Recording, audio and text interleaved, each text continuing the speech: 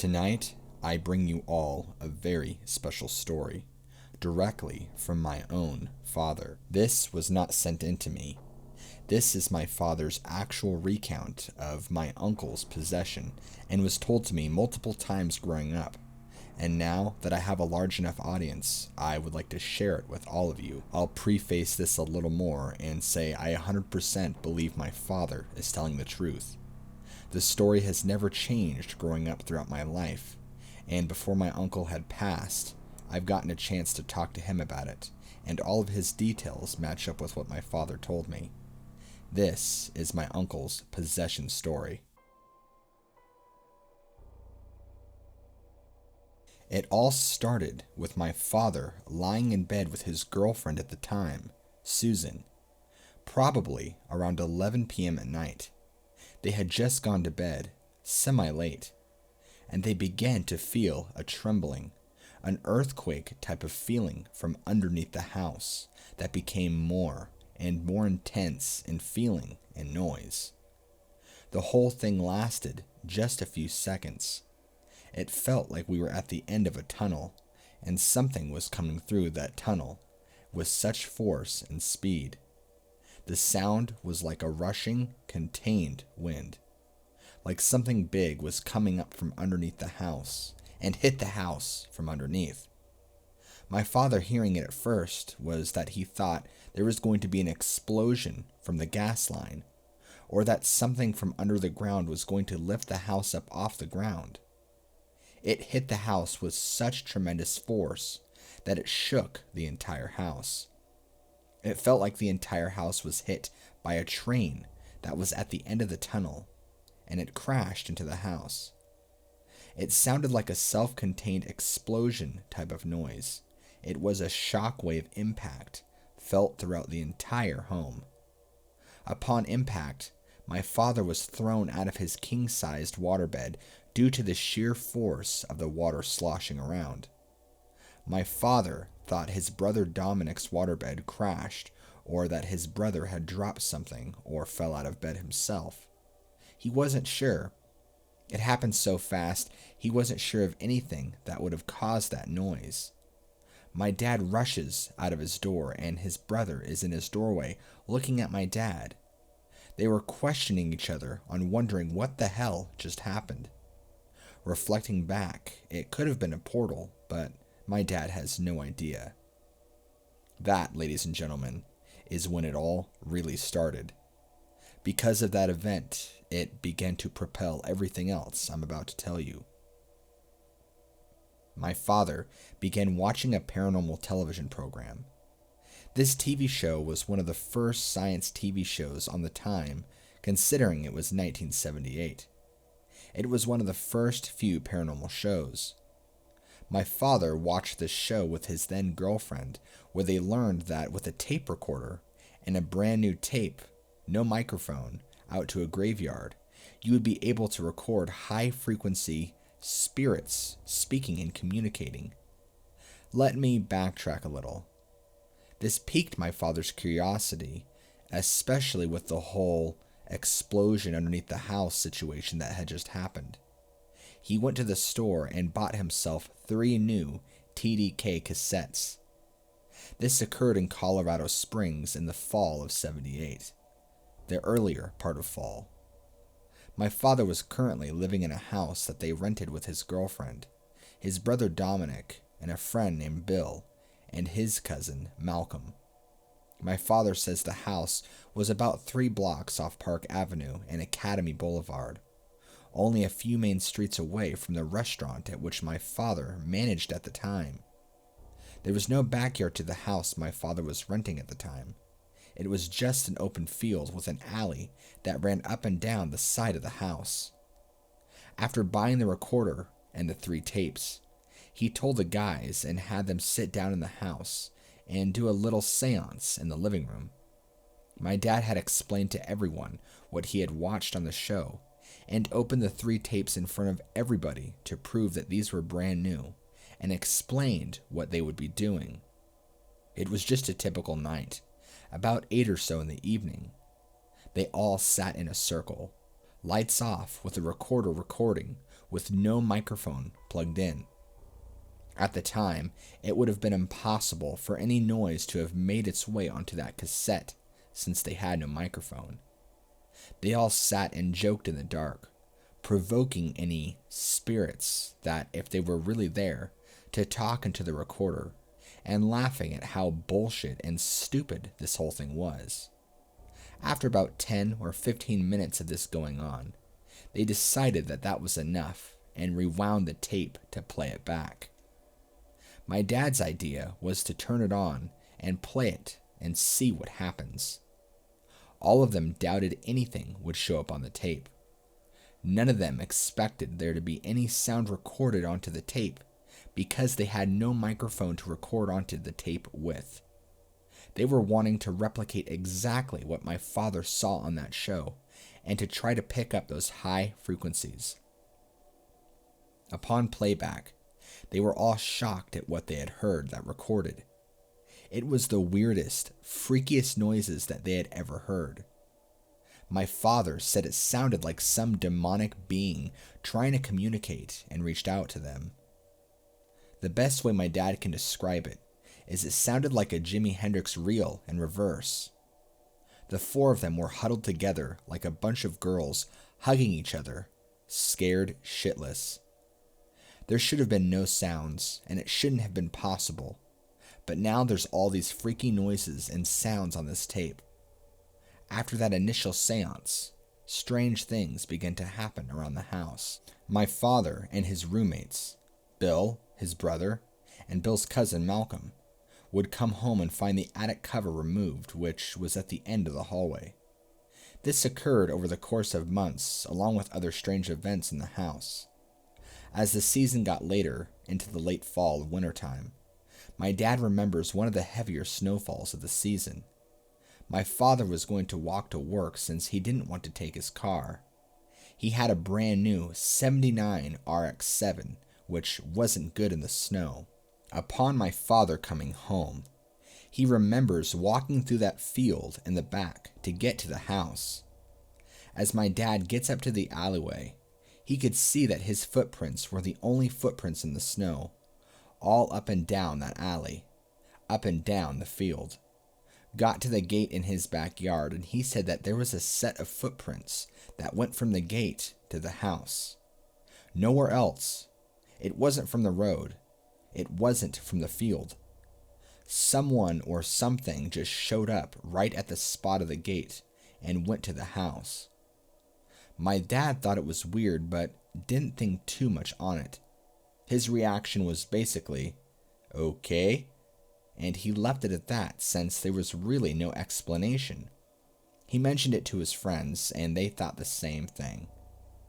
Now, shortly after, my father brings this tape in to share with his employees at work.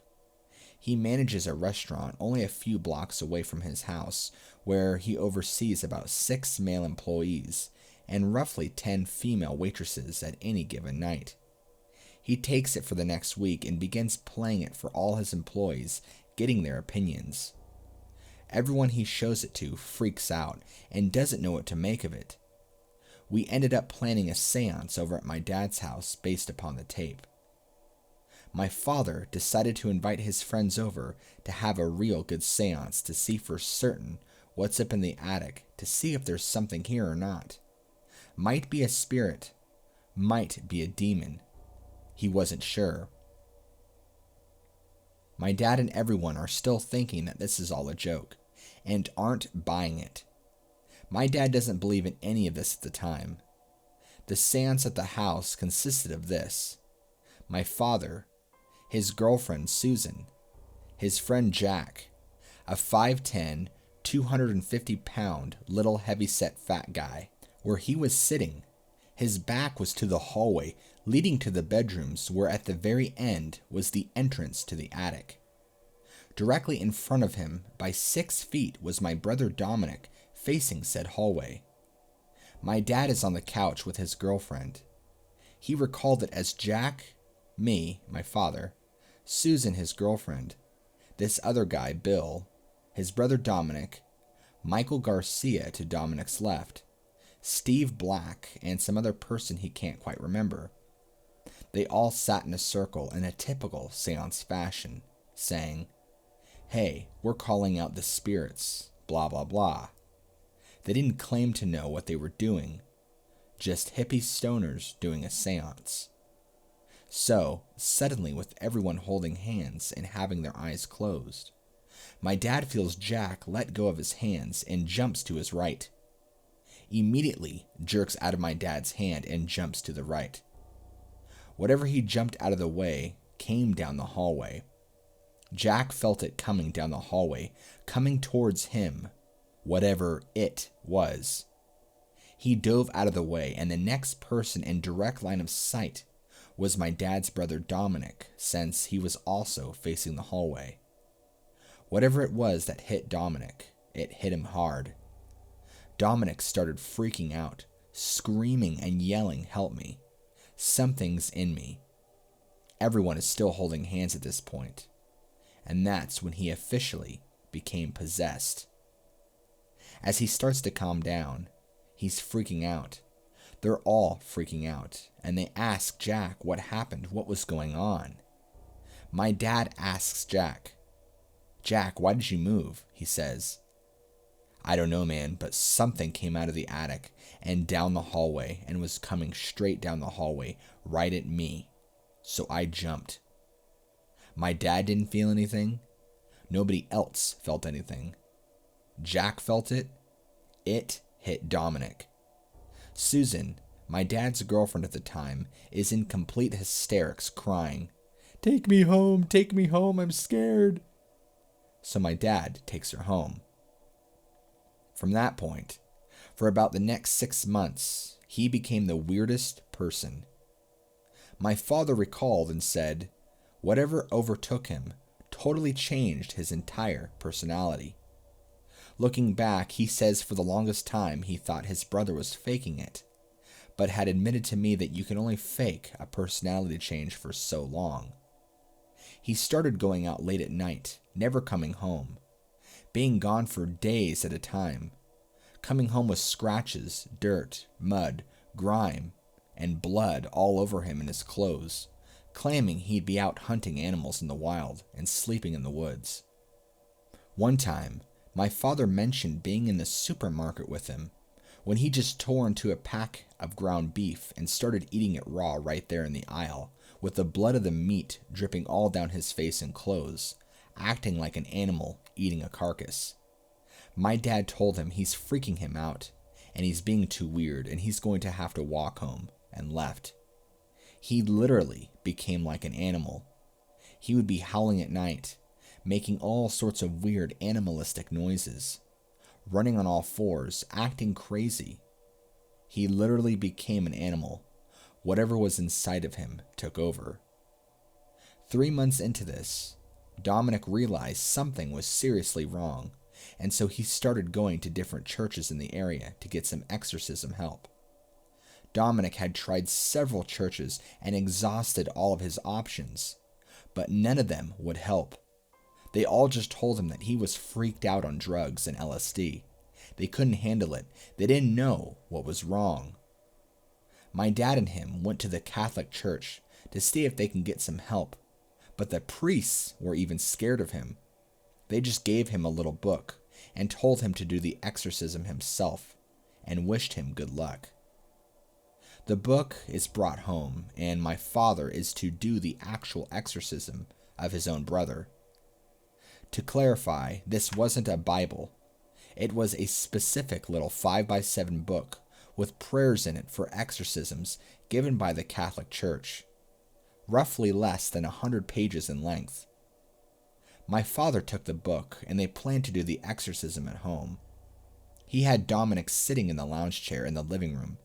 He had Mike Garcia on his knees, holding Dominic's right arm down to the chair. Jack, sitting on his left side, holding his arm to the chair, also on his knees. Back behind the lounge chair is a wall, which, if you were to go through that wall, it would lead directly to Bill's bedroom. At this moment in time, Bill and his cousin Malcolm are in the bedroom tripping on LSD. whereas my dad and them were just hanging out, getting stoned. My dad began starting to do some of the exorcism with some of the prayers, with my dad having prepped the holy water from the exact procedures that were in the book. This whole time, my dad was just convinced that his brother was faking it all, acting psycho and just needing some psychiatric help. As the prayers began, Dominic started rocking his head back and forth, eyes tight shut, and he's shaking and groaning in pain, yelling, "Get it out of me, hurry, get it out of me." But my dad's still not convinced, thinking he's faking it. So he takes some of the holy water, and he throws it on him. But his eyes were closed shut, so he couldn't see that my dad threw the water on him, and he wasn't going to know. But the second the water hit him, the second the water hit his clothes, his eyes and mouth jolted open wide. A growl came out of his mouth, and he stands up straight. Dominic's only 5'5", maybe 5'6" on a good day, 120 pounds. He's a small guy. It sounded like the ferocious growl of an animal. A deep, guttural, animalistic growl that didn't come from Dominic. It didn't sound like his voice, his face contorting and changing into something that my dad says wasn't his brother. When he stood straight up, he held his arms in the same position they were in the chair, with Mike Garcia and Jack still holding onto his arms, hanging at this point onto Dominic's arms freely, their feet literally off the ground. There's no way on this green earth that Dominic was strong enough to pick both of them up, one hanging from each arm just like that. At this point, my dad is scared shitless and begins freaking out. Dominic just lunged up out of his chair, growling like an animal, holding Mike and Jack. My dad looks down at the prayer book, and the words start to scramble all over the page. He could not read the prayers in the book. He said the words literally started to move all over the page. My dad is freaking out even more now. My dad not knowing what to do. The only thing he said he could do, to think of, was crying out to Jesus. He put his hand on his brother's heart, and he said, "In Jesus' name, come out of him." And he pushed him back towards the chair. At that moment in time, he kind of settled back in the chair and relaxed for a second. He opened his eyes, and for that second, Dominic seemed normal. For the first time in months. Then, right after, they all heard a scream in the other room where Bill and Malcolm were, behind him. Whatever my father casted out of Dominic, left Dominic, and went into the room with Bill and Malcolm. It found Bill. We hear Malcolm screaming hysterically. They all go running in there, and Bill is acting wild, like an animal, and he's acting extremely aggressive and trying to fight. He tried to attack Jack and Mike, but in an attempt to pacify him, Malcolm, Jack, and Mike all jump onto him to hold him down on the bed. They're not able to hold him down. My dad goes running in the fold, and there's 5 now. Now there's my dad, Jack, Malcolm, Mike, Steve, who all jump on him in a pile to try and restrain him. In a matter of seconds, Bill screams and lurches up from the bed and pushes everyone off of him with such force that everybody goes flying into the air against the walls. My dad, of course being on top of the pile, goes flying 5 feet in the air, smacking against the wall and then sliding down. All of them thrown violently off of Bill. They all jump on him again in unison a second time, try to hold him down with all of their strength, and once again, he lurches up and flings his arms and throws them all off again like they were just paperweights. Up against the wall they went. The third time, we tried to jump on him and hold him down. My father's girlfriend Susan is now screaming, freaking out, crying to be taken home. My dad recalls getting Bill calmed down somehow, which he can't exactly remember. My dad had to get out of the house, though, and take his girlfriend home, to whom she wished she would never return to. When my dad had returned to the house, Bill and Malcolm had left the house. But hours later, when they both returned home, Bill was not the same, nor was he ever the same.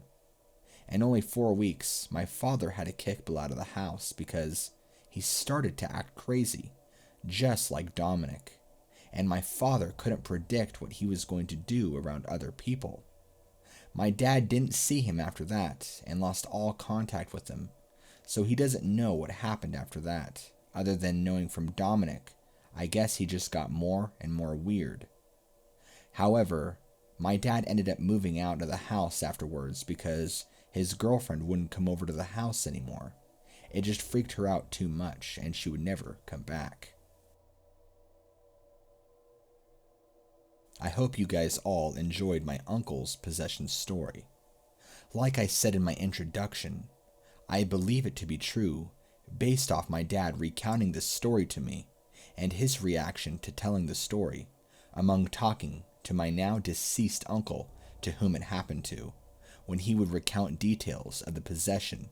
Unfortunately, he passed away last June.